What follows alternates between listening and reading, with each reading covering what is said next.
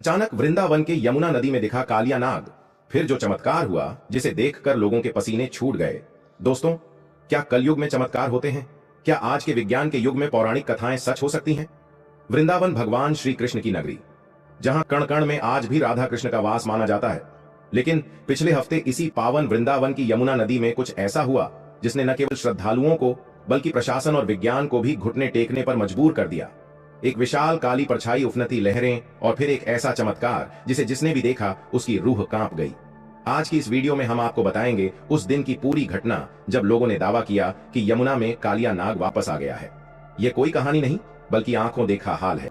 तो दिल थाम कर बैठिए भक्तों, आधा अधूरा ज्ञान सुनना या छोड़ देना दुख और पाप का कारण बनता है, इसलिए इस घटना को अंत तक अवश्य देखें।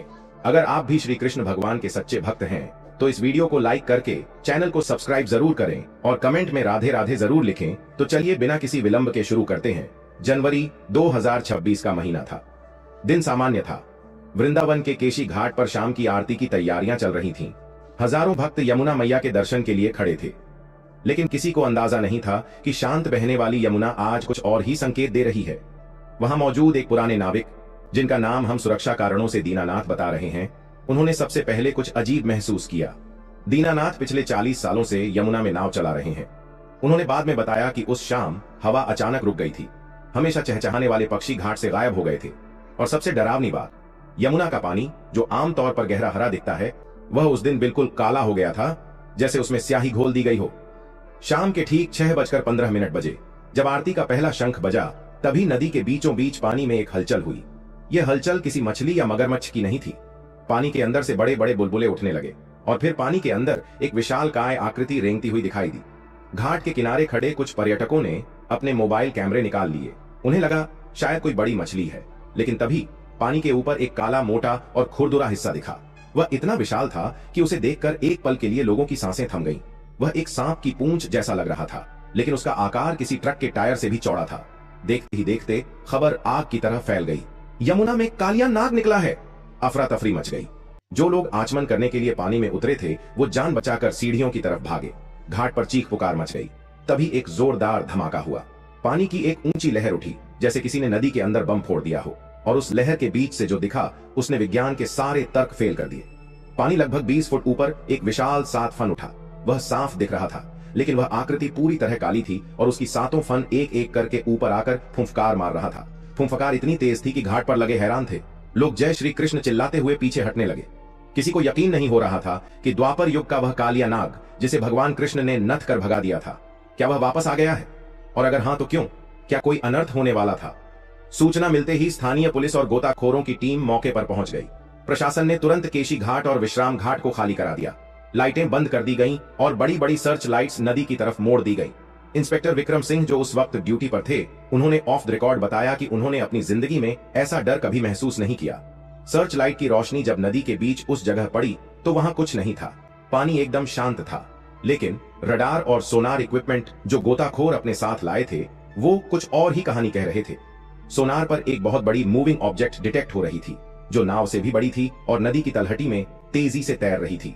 वैज्ञानिकों और जीव जंतु विशेषज्ञों को बुलाया गया। उनका कहना था कि यमुना में इतना बड़ा जीव होना नामुमकिन है, लेकिन वृंदावन के संतों का कहना था यह भ्रम नहीं, चेतावनी है। पूरी रात दहशत में गुजरी। किसी ने भी उस रात वृंदावन में चैन की नींद नहीं ली। अगली सुबह ब्रह्म मुहूर्त सुबह 4 बजे यमुना घाट पर पुलिस का कड़ा पहरा था। लेकिन कहते हैं ना, जिसे भगवान दिखाना चाहे उसे कोई रोक नहीं सकता। अचानक पूरे वातावरण में बांसुरी की मीठी आवाज गूंजने लगी। यह आवाज किसी स्पीकर से नहीं आ रही थी, बल्कि ऐसा लग रहा था जैसे हवाओं में घुली हो। पुलिस वाले भी हैरान होकर इधर उधर देखने लगे और ठीक उसी वक्त वह घटना घटी जिन्होंने देखा वो आज भी सिहर उठते हैं। यमुना के बीचों बीच पानी का एक भंवर बना और उस भंवर से वह विशालकाय नाग धीरे धीरे ऊपर उठा। इस बार वह और भी विशाल लग रहा था।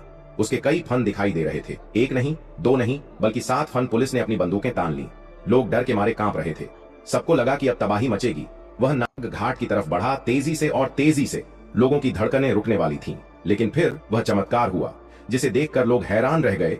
जैसे ही वह विशालकाय नाग घाट की सीढ़ियों के करीब पहुंचा, उसने हमला नहीं किया, बल्कि वह रुक गया और उसने अपने 5 फन नीचे झुका दिए, जैसे वह किसी को नमन कर रहा हो। तभी यमुना के पानी से एक नीली रोशनी निकली। यह रोशनी इतनी तेज थी कि लोगों को अपनी आंखें बंद करनी पड़ी।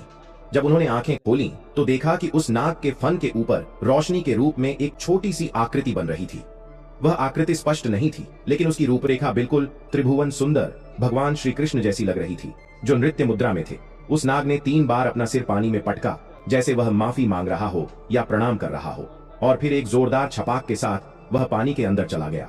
उस वक्त वहां मौजूद नास्तिक से नास्तिक व्यक्ति भी हाथ जोड़कर रोने लगा। हवा में चंदन की खुशबू फैल गई थी।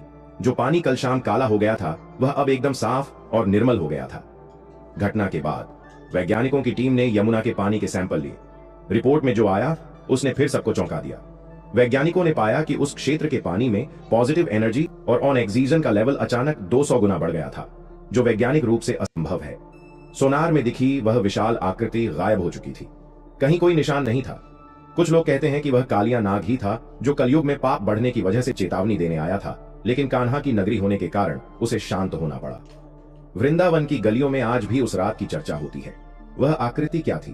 क्या सच में कालिया नाग वापस आया था, या वह यमुना मैया का कोई और चमत्कार था? सच्चाई जो भी हो, इस घटना ने एक बात साबित कर दी है कि दुनिया में कुछ शक्तियां ऐसी हैं जो हमारी समझ से परे हैं। जहां विज्ञान खत्म होता है, वहां से आस्था शुरू होती है। दोस्तों, आपकी इस पर क्या राय है? क्या आपने कभी वृंदावन में ऐसा कुछ महसूस किया है? नीचे कमेंट करके जरूर बताएं। और अगर आपको यह कहानी पसंद आई तो वीडियो को लाइक करें और चैनल को सब्सक्राइब करें, क्योंकि अगली वीडियो में हम एक और बड़े रहस्य से पर्दा उठाएंगे। राधे राधे।